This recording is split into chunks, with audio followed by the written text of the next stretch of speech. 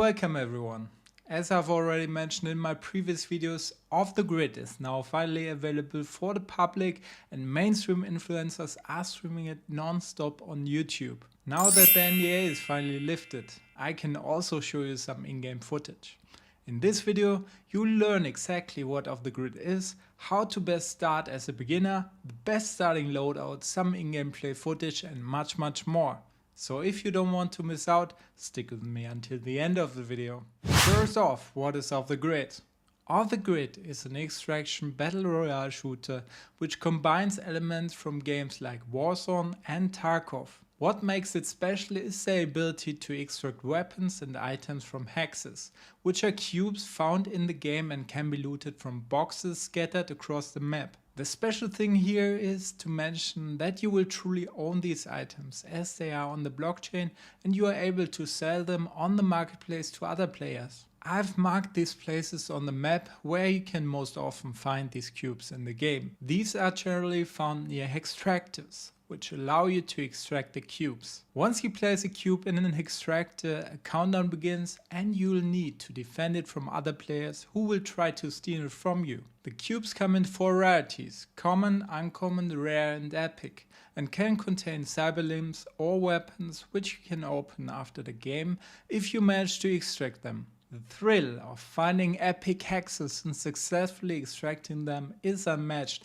and adds a unique layer to the game. Additionally, you'll earn more points in guns tokens, which is the in-game currency, by ranking higher and killing more and more opponents. Essentially, there are 2 main objectives in the game: to extract as many hexes as possible and survive as long as you can, while killing as many opponents as possible. As the game progresses, the playable area shrinks, much like Warzone, and cube extractions become more challenging, as fewer extractors remain. That's why I recommend using the first half of the game to loot as much money as possible from boxes and find hexes. In the second half, your focus should shift to eliminating other players and surviving. What makes Off the Grid even more unique is the variety of special abilities you can equip by using different arms and legs, each with their own powers. The best legs right now are the Leaper's legs. When activated, they allow you to jump high and fly across the map. There's also the Roadrunner's legs, which enable you to run much faster, helping you quickly escape fights. Both legs are crucial because they allow for rapid movement,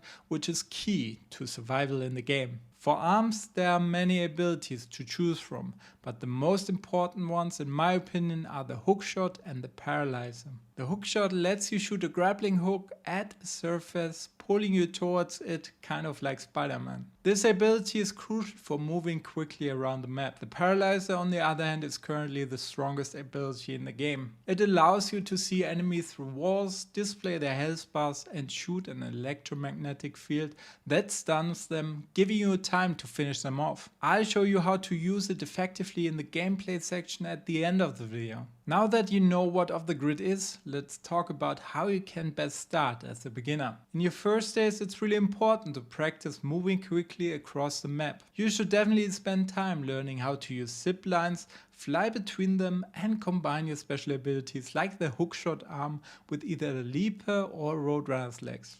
Mastering these movements will allow you to stay airborne and see enemies from above, giving you a huge advantage. Once you get comfortable with movement, practice combining it with the paralyzer to track down enemies and stun them. All weapons, arms and legs can be found in boxes scattered around the map.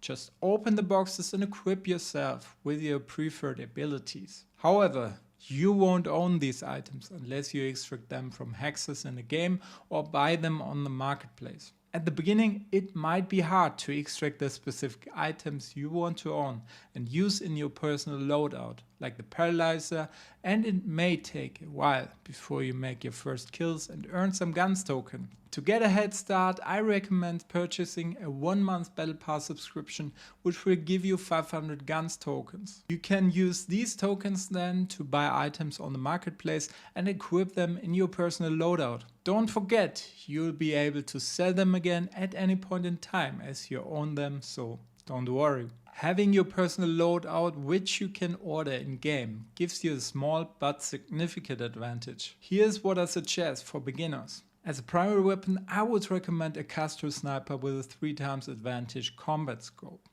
As a secondary weapon, add Tucama AVAX Gen 4 SMG or Squall Shotgun if you prefer close quarter combat. For arms, I would recommend a paralyzer arm and optionally a hookshot arm. For legs, you definitely want the Leaper's legs of the highest rarity if you can afford it. For common weapons, you can only add one attachment, like a scope or a magazine. Uncommon weapons allow 2 attachments, rare ones allow 3 and epic ones 4. I recommend starting with uncommon weapons as you can attach both a scope and a magazine, which will give you a solid advantage. Some special edition weapons like the Tucama AVAX Gen 4 come pre-configured and don't allow any attachment. If possible, it's best to go for the highest rarity, especially for Leaper's legs, as their mobility is crucial for moving around the map and gaining the aerial advantage. Although high rarity items are more expensive and harder to order in the game, having Leaper's legs with high rarity is well worth the cost. You will also find backpacks in the game which offer different abilities. However, backpacks' abilities aren't as important when you're just starting out, so don't worry too much about it at the beginning. Now that you know how to get started and have a recommended loadout, let's move on to some gameplay footage. Pay close attention how you use mobility and special abilities to gain an edge. When you're just starting, don't get discouraged. If the game feels overwhelming, it takes some time to master the combinations of abilities and movements. But once you get the hang of it, the game becomes incredibly fun and rewarding. In this footage, you will see how important it is to stay airborne and how to use distance with close combat abilities. You see how these strategies come together in real-time gameplay.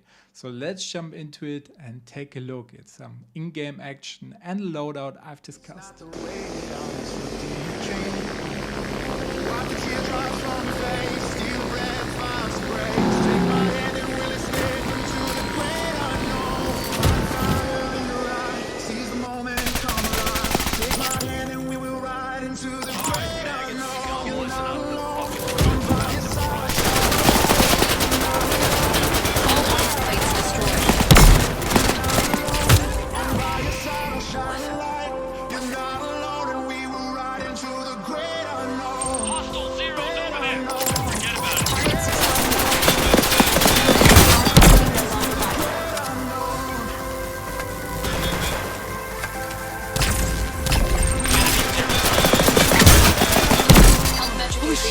My arm's gone! Capacitance critically high. Leave the high power zone immediately. Danger. Danger. Deadly overload imminent. Armor fully loaded. Alert. Cyberlimb capacitance critically high. Leave the high power zone immediately.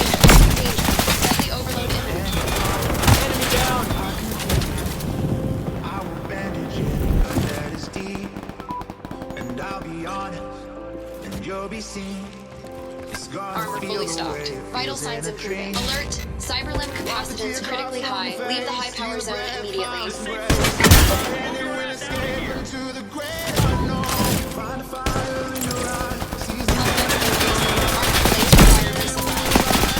Biological functions not detected. So as you can see, it is crucial to use these abilities in combination to get an edge in the game. If you haven't already, don't forget to give a like and subscribe down below. Also comment down below, what do you think about the game?